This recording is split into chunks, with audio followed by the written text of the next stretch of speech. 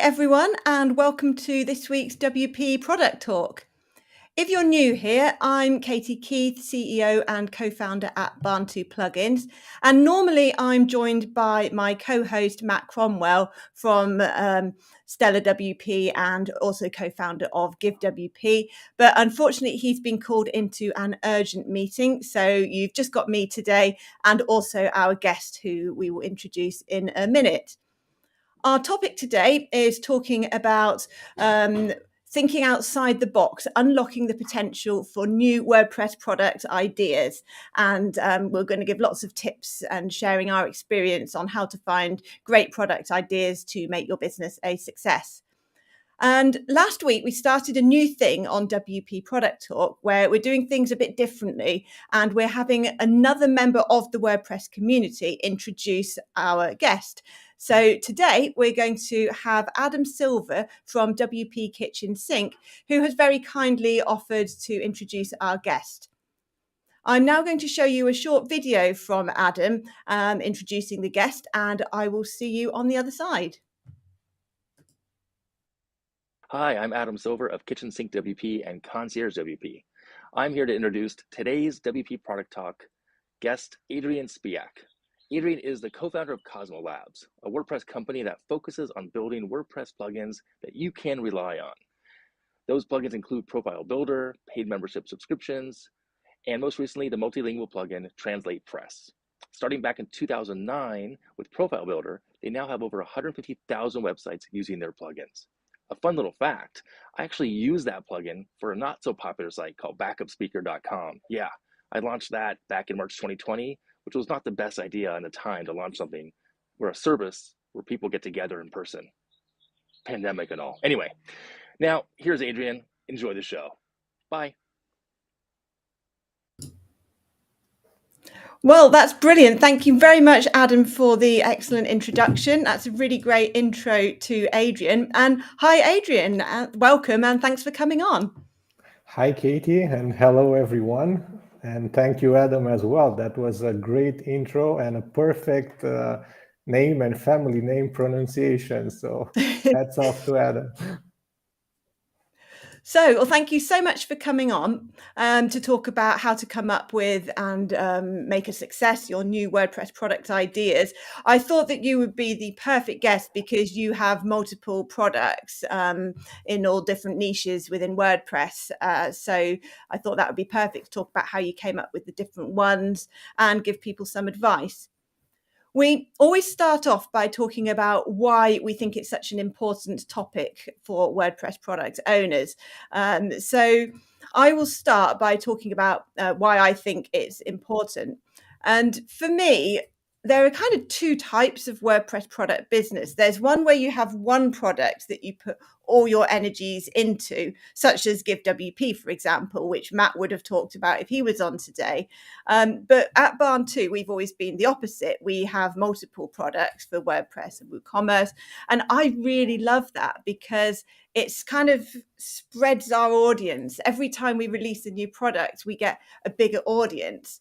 But of course, to make a new product a success, you have to know where the idea is going to come from. You have to validate that idea and execute it. And that can require a lot of energy compared to just one product. So I think it's a really important issue. What about you, Adrian? Yeah, absolutely. These are very valid points. There are pros and cons to each approach. So if you have this one product that's working and that takes all your focus, you can go far and do great things with it. But also as to an advantage to having like multiple products and coming up with new ideas regularly. This is a great approach to minimize risk, to also like diversify, try like different markets, different niches. And this is also fun, like doing new things, it's fun. Sometimes you get bored of doing the same things over and over, and you want to try new things. And I believe that trying new things, experimenting with new products, and can also like help your business. It can be like the perfect way to grow revenue, because at some point your existing products may hit like a ceiling, and coming up like with new ideas or new types of products that you could even cross-sell, for example, this can be a great revenue booster moving forward. So I see many advantages in looking, or at least keeping your eyes open for like a potential opportunity in the face of or in the form of a new product. Definitely, yeah. You've touched on some really good points there. I love what you said about being able to diversify and cross-sell between the products. We do that a lot too, and we'll talk a bit later about how to get the ideas, but often that is a source of ideas, your existing customers. So I think that's a really nice point.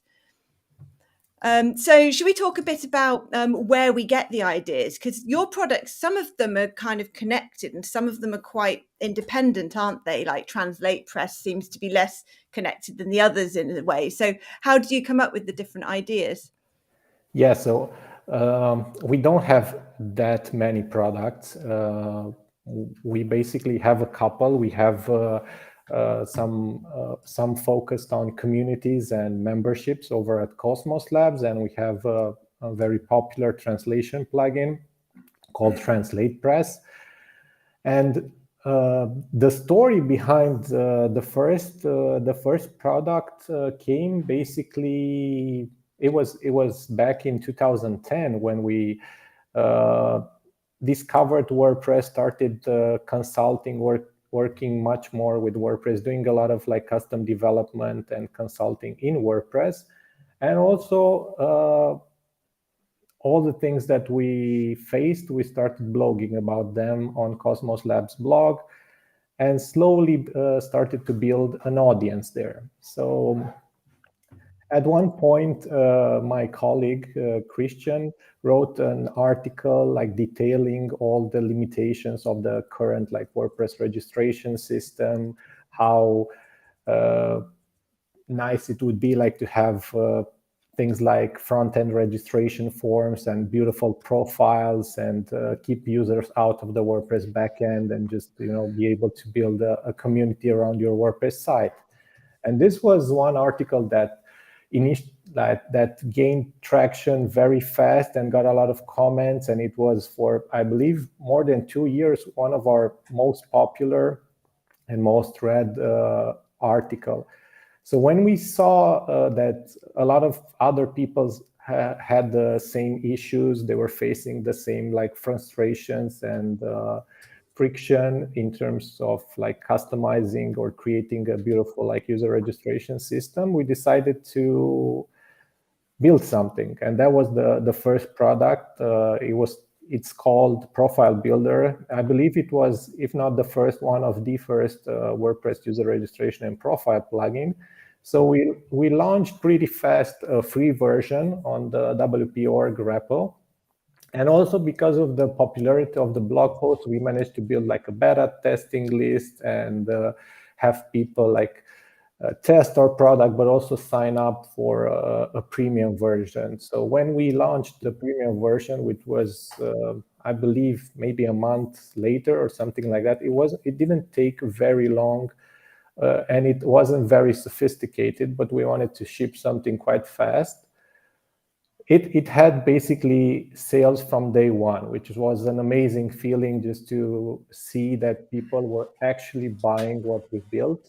And so it was based on a pain point that we had, but also we had it was shared by our audience, which I think that's the most important thing, because we built also other products, which was just we built them for us, which weren't so popular.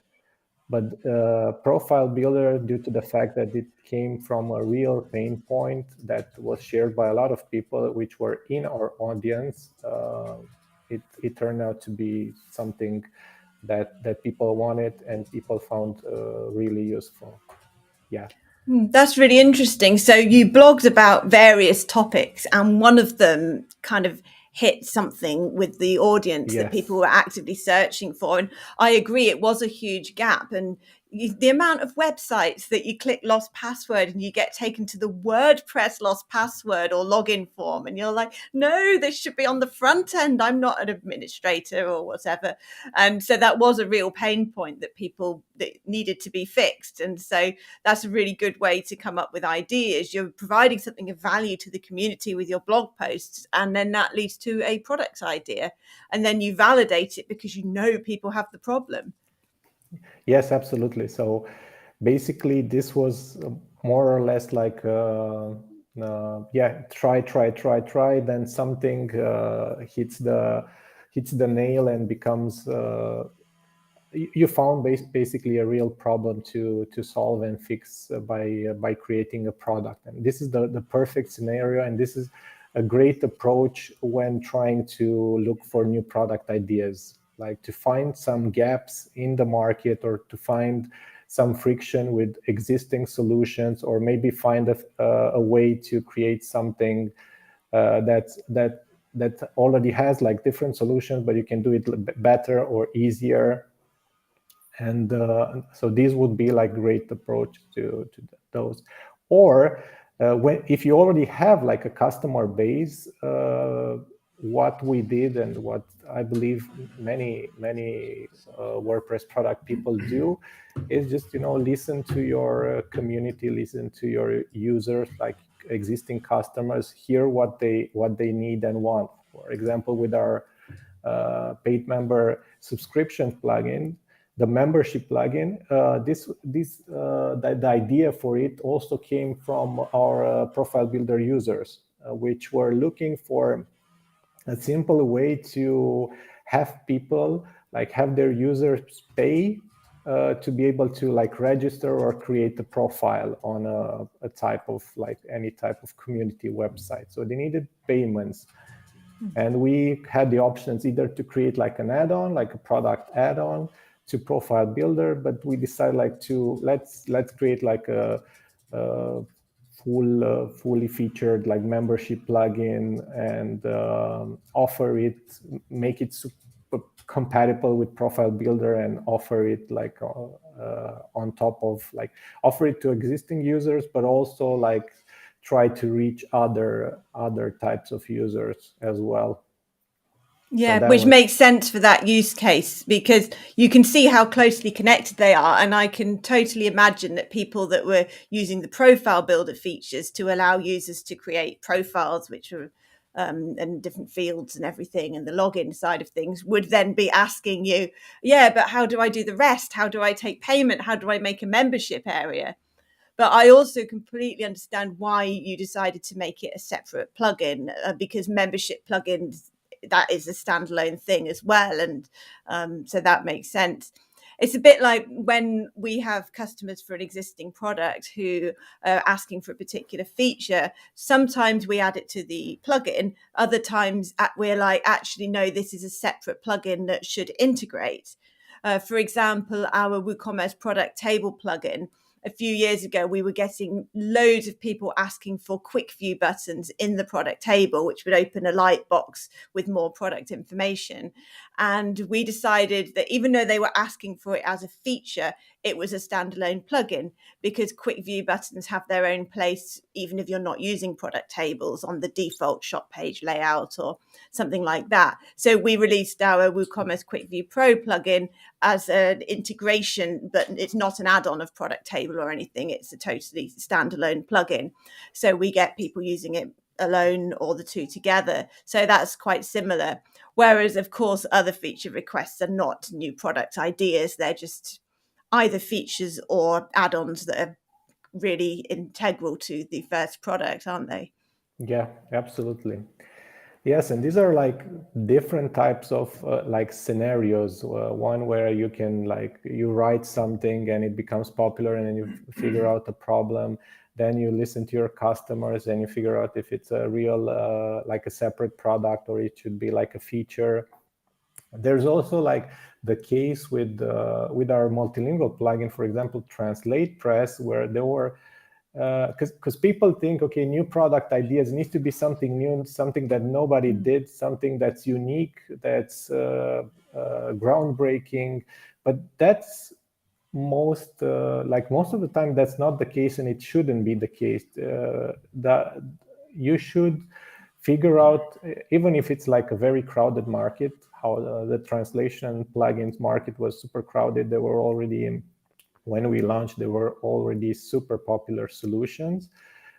But we found some gaps in the market, in the sense of a lot of beginners, non-coders, people that like struggled with a lot of settings or setting like a multilingual website, found it really difficult to use. And we found this in forums, we found this in like Facebook groups, we found this ourselves by working with those solutions through our like consulting business, and decided like to build something for beginners, to build something that's super easy to use, that's visual, that lets you translate everything in context.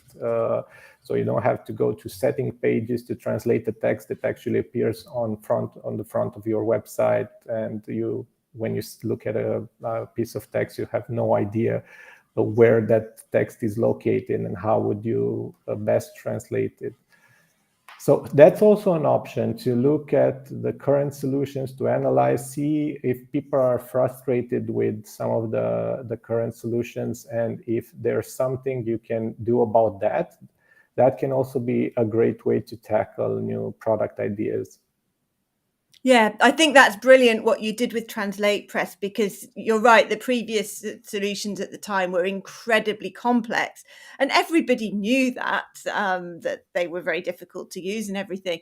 But what you did was take it a step further and find a completely new perspective on it, a new approach. So you didn't just look at what they do and try to tweak it a bit. You came in from the front end and did it completely in a new way that hadn't been done before. So I think that's good.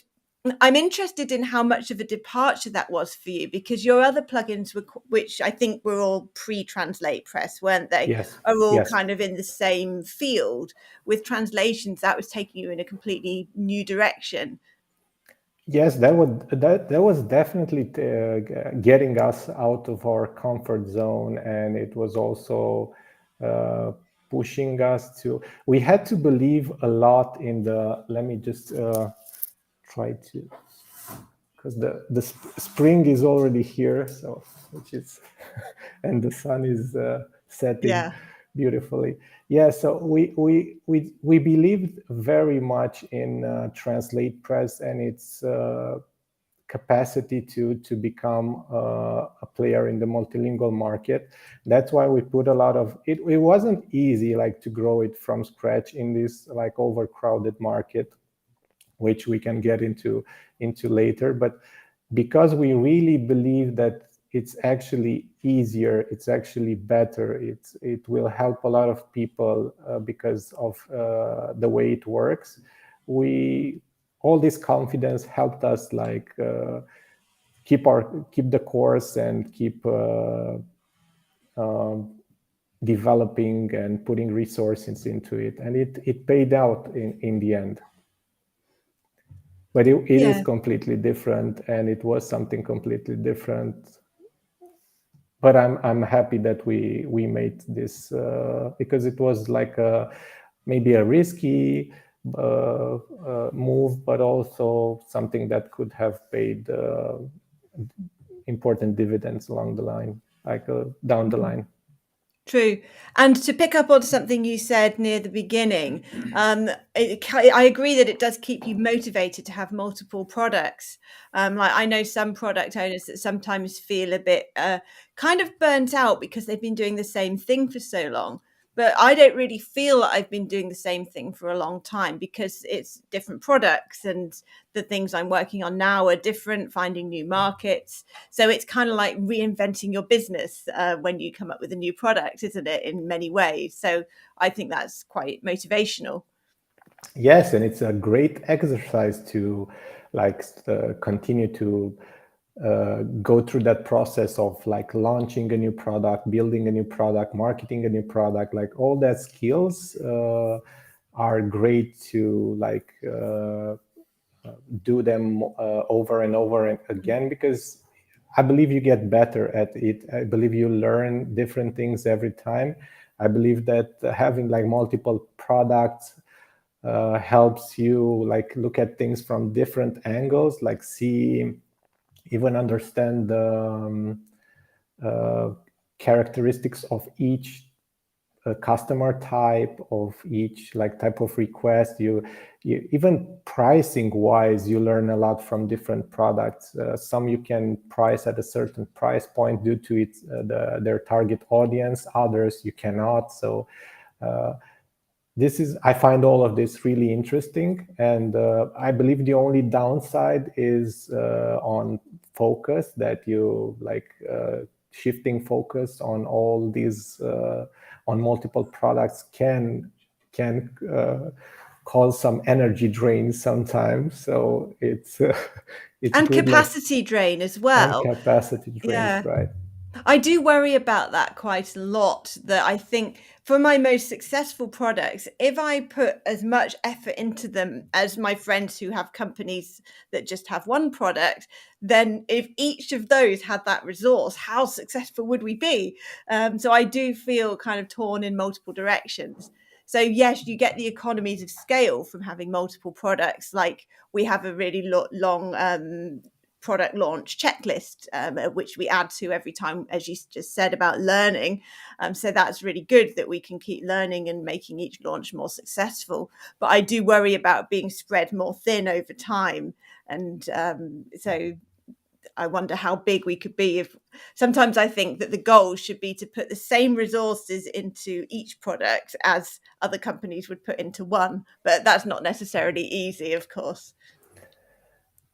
True, but this is also a learning process. Let's not forget that you get wiser, I believe, as an entrepreneur, as a business owner, as a WordPress product owner, by going through all these experiments. You figure out what works for you. I don't believe the same things work for everybody. So maybe some are like running very successful business, like you are running multiple products. Others just focus on one and it works great for them. I don't believe there's a perfect solution for everybody, but I believe it's worth trying and experimenting with new products and new product ideas. Even if some of them fail miserably, I think it's still a learning experience, a good learning experience that will help your business in the long end. Absolutely. We have 20 premium plugins now, and they're not all super successful. There are some that only make a handful of sales a month, but they're generally the simpler ones that require very little maintenance as well. But we certainly couldn't run the company just on the revenue from the little plugins. And then sometimes it's surprising. So I quite like trying different things. Obviously, you do work to validate your ideas, but I like to have different things to try and see what works. But when you're launching new plugins for an existing company, one decision to make is whether to put it on your main brand or have a whole new brand with a new name, new domain and everything. And our plugins are all on the Barn2 brand. They're all on barn2.com. And some of them actually aren't very closely related to each other. So it's not necessarily because they're a good fit.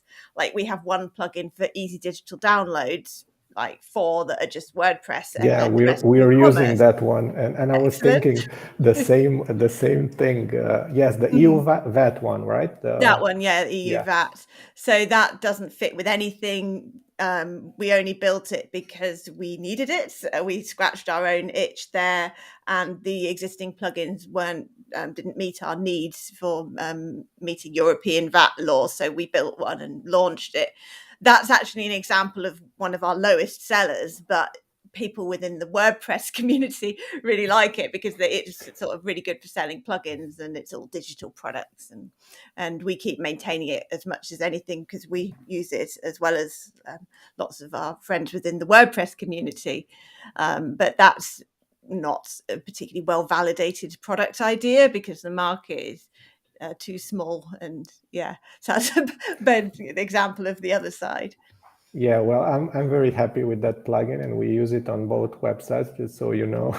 Excellent. Yeah, people love it, but it doesn't Yeah, actually get that many sales, but yeah, it does the job, and we use it, and exactly, lots of people do. exactly.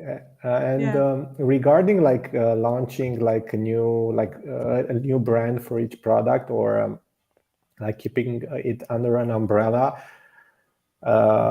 this is we have like both somehow. Like TranslatePress is a standalone brand, has its own website, and also because what you mentioned previously, that this is like a completely different product, tackling like different niche like translations versus like profile builder and paid member subscriptions, which are handling like community websites and memberships and like courses and things like that. So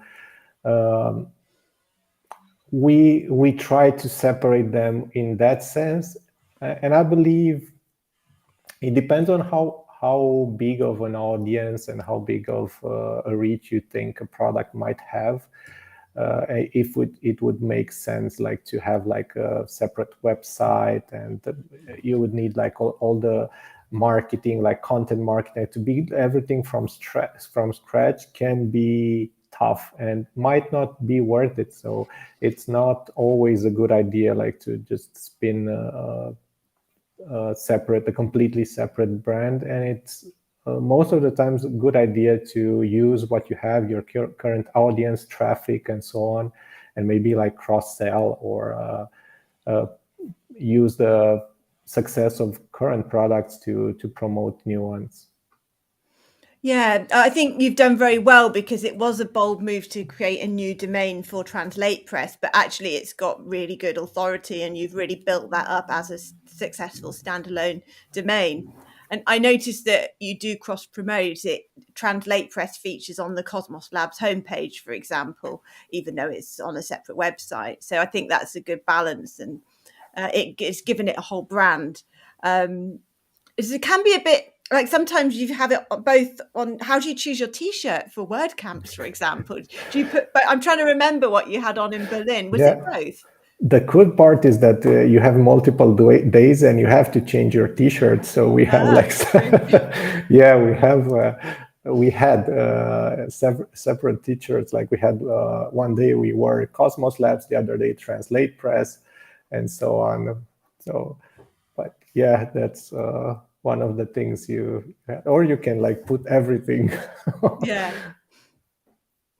We'll see how we'll do it this year. Yeah, that's coming up. So we've talked about the different ideas you've had for your products. Next, I'll move on to my story time and talk a bit more about how we get different products ideas. So it's actually quite similar, where we originally were a WordPress web design agency building sites for clients, and one of our clients paid us to develop a particular plugin just for their site, which listed blog posts in a searchable table, because they had hundreds of posts and they wanted a really easy way for users to find posts. So we did this table. And then we decided to add more features to it, such as more customizable columns and settings and stuff that the client hadn't asked for. And we released it as a free plugin for the community. And amazingly, most of our business has grown from just doing that one thing, just like with your one blog post and then a free plugin. And then you were able to go do multiple premium plugins on the back of it. So first of all, people started asking us to display custom post types in their table, which previously the free plugin was only for blog posts. So we did that and added custom fields and taxonomies and all these other things you could display in a table. And then we just, by watching how people were using the plugin, we came across all these amazing use cases for dynamic tables that we never thought of these ideas. These are not our ideas at all. We're just listening and going with the flow and building a business on the back of it. So, for example, we found that lots of people were displaying members, like creating a searchable directory of members or consultants or something with our plugin. Lots of people were displaying an audio gallery where you could listen to audio snippets in a table. And lots of people were listing documents as well. So, but the biggest request in the end turned out to be WooCommerce products. So we went from displaying blog posts in a table to an order form basically for WooCommerce products with add to cart buttons and variations and tons of e-commerce specific stuff, all from this blog post table that a client got us to do as a minor project. And so our biggest two selling plugins have always been WooCommerce product table and Document Library Pro, both of which are primarily table plugins for a specific use case. And I kind of love that because all through my 20s, I wanted to start a business and just never had an idea. And then we kind of gave up on the idea of having an idea and just like, right, let's build websites for people. But if you just do something and you get yourself out there and listen and absorb what's going on and you learn an industry, then I think ideas kind of come to you through your exposure to these opportunities. So we've never sat down and had an amazing new idea. I'd still love for that to happen, but it turns out it doesn't actually have to. You just have to put yourself out there and listen to the ideas that come to you. And a lot of our other plugins have still spawned from those first ones. So, for example, last year we've released a WooCommerce filter plugin, a WooCommerce product add-ons plugin called Product Options, and that's all largely from what people wanted to do with their product tables. And again, like I said with Quick View earlier, we decided no, this is not a feature for product table. This is a separate plugin that product table people could use, but also work separately because all stores need good filters, for example, if they've got lots of products. So we just keep doing different things and more ideas come and we build them. And that's kind of always been our strategy. So I don't have any great tips on how to come up with the best ideas because I say they come to you. I think that's a great story, and I think that that's encouraging for all of our watchers, viewers, listeners, because idea. If you think, well, how do I come up with the next great idea? It's you put so much pressure on yourself, and I think you try to do it backwards somehow, instead of just trying to get involved in your audience, in your niche, and your niche were WordPress sites at that point, and then at some point you realized, okay, you had that, and then everything came from, like, you had some client requests which led to a product which was useful for a lot of users, and everything like snowballed from there, sort of. So yeah, I think just like getting involved in the community that you are eventually or ultimately wanting to serve, and to I think that's the best first step, because that's how you understand and you get exposed to pain points and problems and so on. So you don't need to like sit on the couch and just think, okay, what should I build next and for whom. It's just get involved, get exposed to what others are looking for, and you normally do this if you work on something and you provide value somehow to others. Yeah, I think in society there's a myth really that the people that are super successful just have these ideas out of nowhere, and that's perpetuated by programs like Shark Tank and Dragon's Den and things, where people often put the idea first, and that makes you think that to be successful you need to come up with this killer idea that's never been had before. And I think both of our experiences show that that's not necessarily the case, and maybe that happens sometimes, but I'm struggling to think of examples now. Yeah, and it's also very dangerous. Dangerous in the sense of risky, to like try something that's so like world changing and that's super innovative and so on. Most of the times, the things that are going to be successful are in places where you can find a lot of like demand and a lot of solutions that already exist. You can figure easily that, okay, there's a market for this, because if you see like a lot of plugins doing that, or you see something like, if you don't find any plugin doing that, just launching a new one to do a specific task might be, I don't know, might be not enough of like not big enough of a market to financially make sense to go in that direction. So this can also lead you, like sometimes you can be the first and you can like innovate and do like great things, and it might work.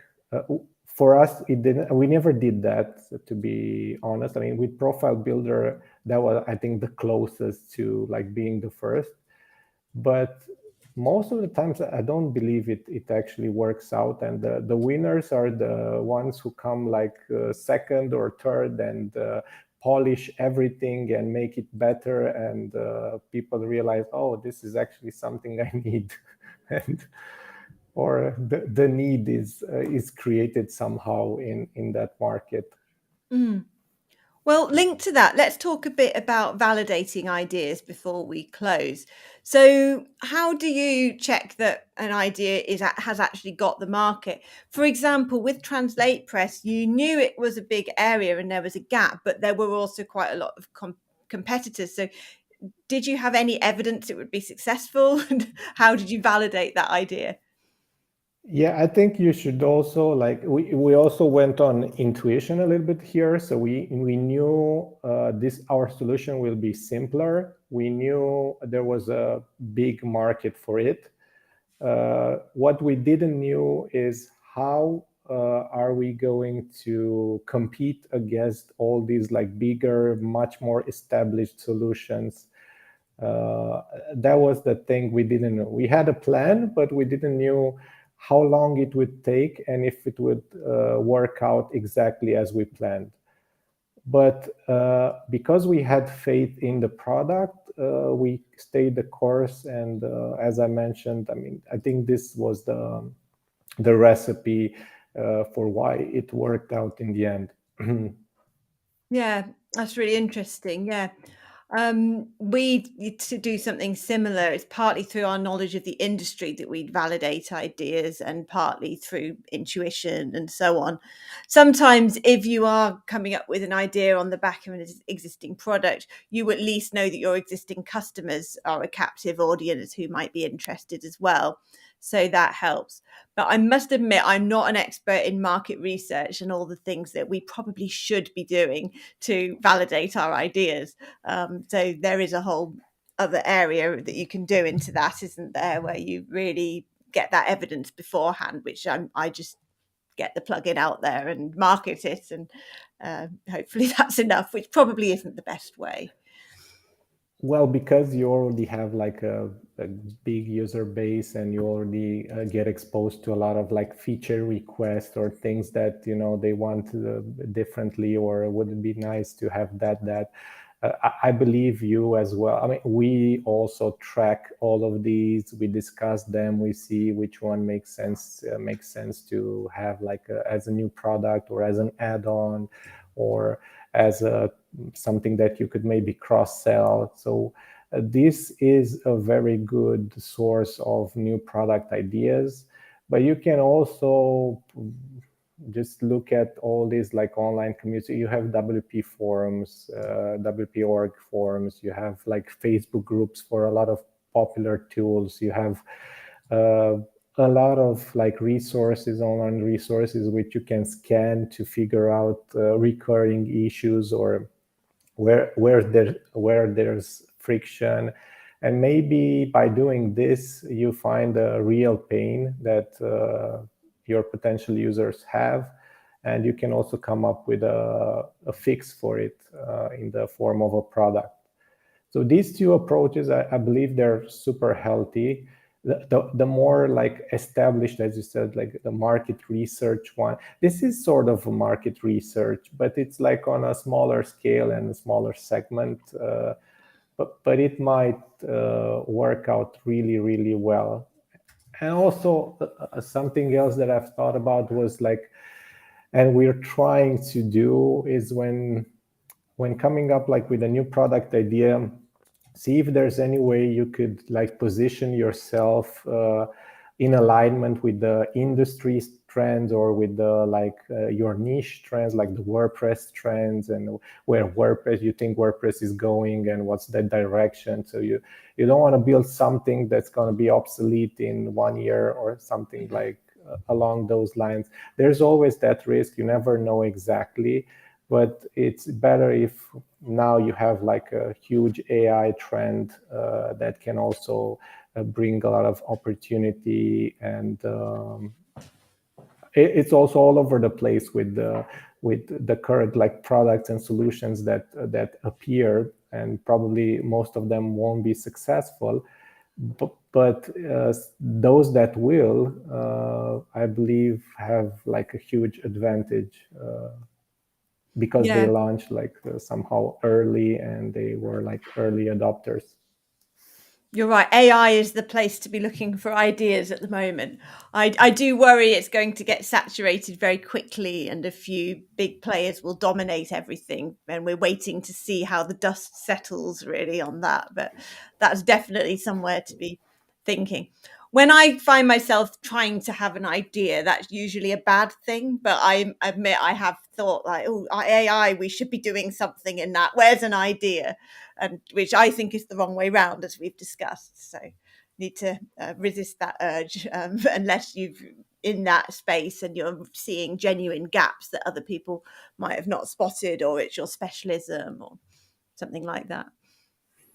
Yes, with AI, I don't know. Right now, I'm just looking what other people are building. Like I'm trying to see as many things and see what can actually be useful. We've been using it. For example, we've used like an AI, we trained an AI model like for our support channel. A year and a half ago, maybe 2 years, and its main purpose, and we use like all the customer information we had and questions and so on to train it, and the main target was to have that initial reply like drafted for us, which now has there are many solutions doing this. And it was like a cool experiment. It wasn't perfect, and the volume of messages we received wasn't enough to make it like really, really good.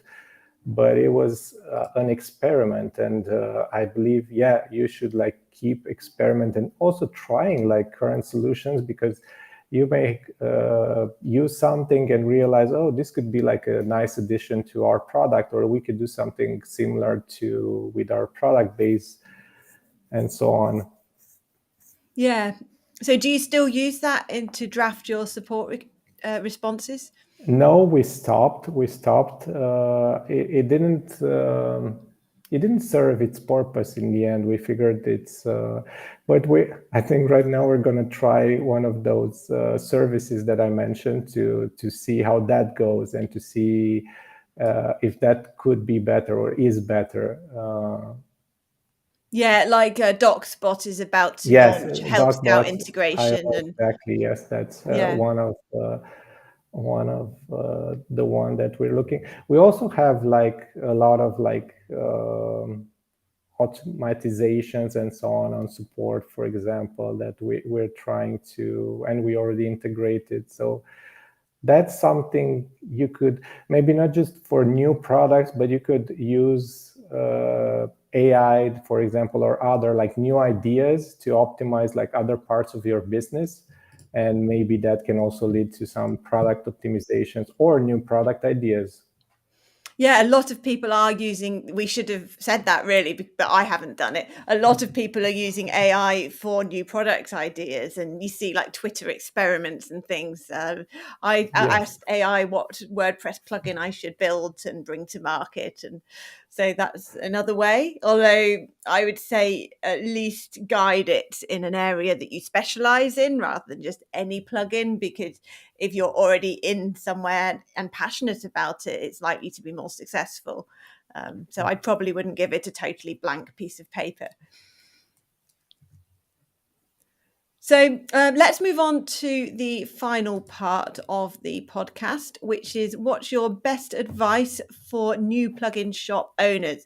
And this is where we summarize everything we've said into what's the one most important thing we've said.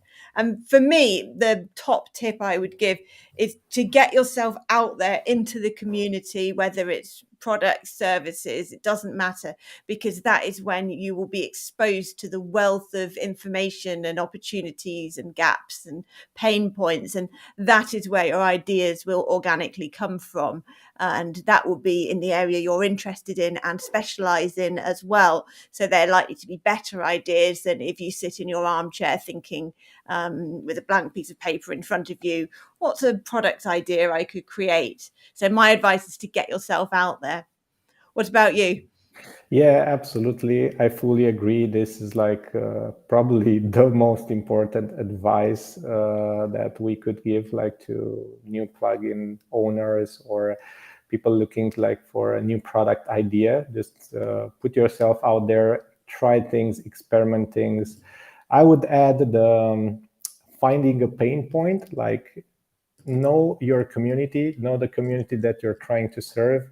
If you can build an audience early, write blog. If you're learning to code, write about that. If you have a website that I don't know, and you want to target WordPress, write about WordPress and see where that goes. You'll notice that some blog posts are more popular. Some plugins get more, like if you have like a plugin listicle, you'll see some listicles are more popular and so on. So you start to get a feel over what works, what doesn't, and take it from there. Once you have a clue over a real pain point and a real problem that you can fix, then it's and only then it's time to actually build something. And please don't start like with just I'm building something just because I want to build it. Just if you enjoy it, you can do that. That's also allowed.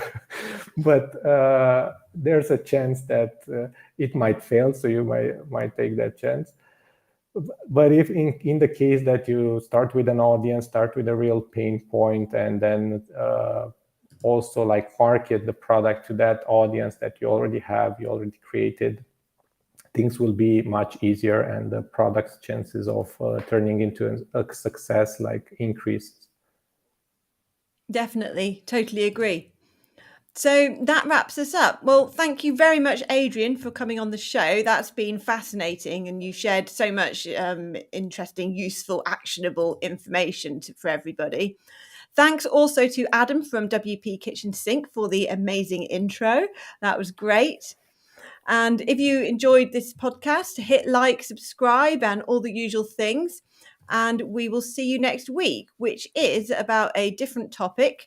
Our special guest will be Pavel Chiorchi from WP Zoom, and we'll be talking about navigating the Gutenberg landscape, building a profitable WordPress theme business in a changing market.